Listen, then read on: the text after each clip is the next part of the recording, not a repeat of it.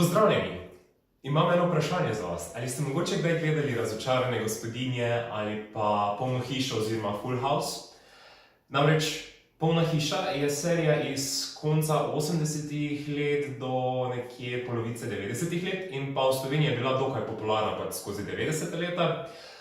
Medtem ko Razočarane gospodinje pa pač v letih nekje od 2000 do 2010 nekje pač tukaj vmes, ne vem na pamet, pač je že kar nekaj časa minilo te serije. No, v glavnem, zakaj sem v bistvu to vprašal in omenil te kratke informacije, pa je v bistvu razlog zato, ker sta iz obeh serij dve igralke vpleteni v en škandal oziroma v prevaro in ta je ravno v središču pozornosti ta teden in mediji so zelo brutalni do obeh igralk. In v bistvu gre tukaj za igralki Lori Loughlin, ki je igrala Aunt Becky v Polni hiši, dokaj priljubljen lik. In pa potem druga igralka pa je Felicity Huffman, ki pa je igrala Lynette Scavo v Razočaranih gospodinjah. V prevaro je bilo vpleteno mnogo drugih bogatih ljudi, ampak ti dve igralki nekako najbolj izstopata, zgleda, da sta najbolj zveneči imeni izmed te gruče. In sicer v bistvu gre za to, da sta donirale denar neki dobrodelni fundaciji. In sedaj je FBI odkril, da v bistvu ta denar je bil posredovan oziroma nakazan eni osebi, ki je namesto njunih otrok v bistvu šla pisati te zadnje izpite v srednji šoli, kjer si nabereš točke za naprej vpis na college oziroma na univerzo. In valjda, da obe igralke želite najboljše za svoje otroke, imata polno vez in ste jim želeli pač omogočiti skozi to prevaro v bistvu pač boljši vpis, boljše možnosti in čim bolj elitni college. Ampak FBI je dobil in v bistvu gre za to, ker ko sta oni dve nakazali ta denar tej dobrodelni fundaciji, sta v bistvu vsaka pač posamezno v bistvu nakazali denar nekemu posamezniku, posameznici, ki je potem namesto hčerk v bistvu šel pisati te finalne izpite. Torej, popravil je te SAT točke, ki jih ima pač Američani na koncu srednje šole. Koliko sem jaz razumel, obe hčerki sta v bistvu pisali te izpite, ampak potem so zahtevali ponovno testiranje in takrat v tistem primeru pa potem nekdo drug prevzel njuno mesto in v njunem imenu opravil izpit z odličnimi temi točkami in z odličnimi možnostmi za vpis na fakulteto.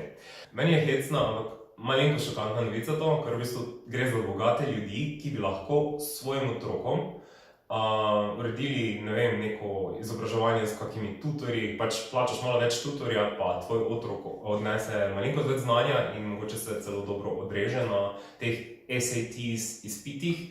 In v bistvu ne vem, ali pa ne vem, itak pol collegi se pri njih plačujejo, tako da jim bi lahko recimo z tega vidika pač pomagali, da pač plačajo za njihov college, ampak pač koliko točk otrok piše in kam v bistvu je potem sprejet, pa naj bo na njegovih plečih, se v bistvu mora sam vložiti nek trud za to. Tudi tukaj mi v Sloveniji se predstavljate, da bi starši plačali, da ne vem, gre nekdo pisati te NPZ ali pa ne vem, maturo na koncu srednje šole namesto njihovih otrok. Mislim, ne razumem, pač ti ljudje imajo veliko denarja, pa še vseeno se grejo teh nekih prevar, pa teh nekih iger. Mislim, resno pač se pa te otrok nekaj znači. Hodil v šolo, se je pa tudi nekaj naučil in naj da takrat nekaj od sebe, naj se takrat dokaže.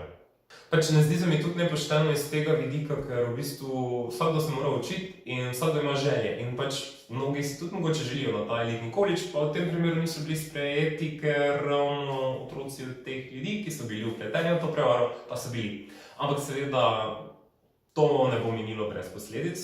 Zdaj v bistvu mislim, da sta obe plačali varščino ti igralki,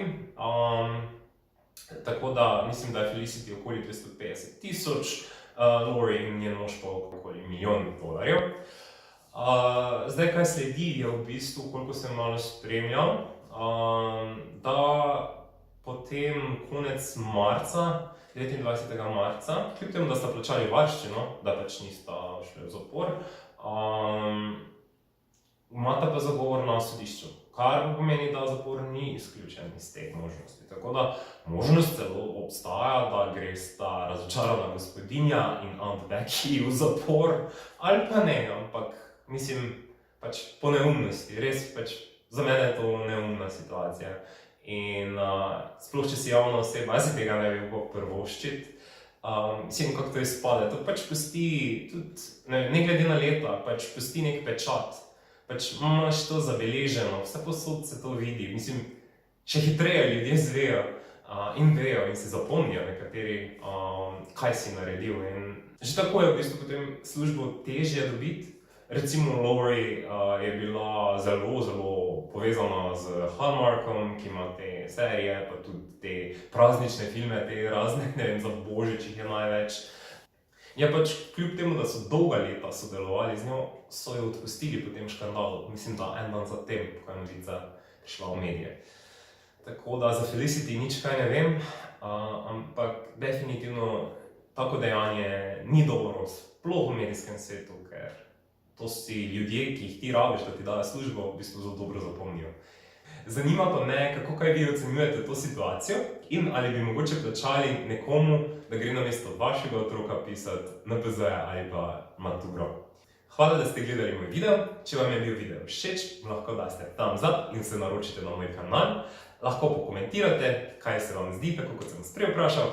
In pa lepo se imejte, pa nasvidenje do naslednjič. Čau!